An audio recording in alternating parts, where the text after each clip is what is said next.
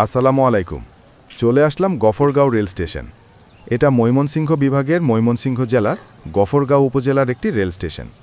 এই রেল স্টেশনটি 1886 সালে স্থাপিত করা হয়।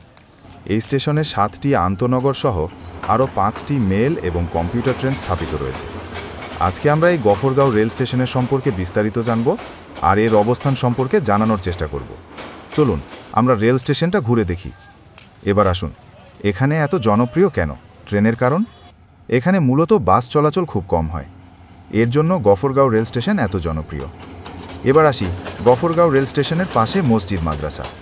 দেখতেই পাচ্ছেন মসজিদ মাদ্রাসার পাশে কত সুন্দর একটা পুকুর, দেখতেও সুন্দর। তারপর আসি গফরগাঁও বাজারে।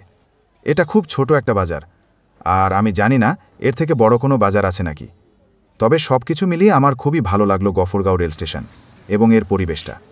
তো আসুন বন্ধুরা, ভিডিও সবাইকে দেখার সুযোগ করে দিই।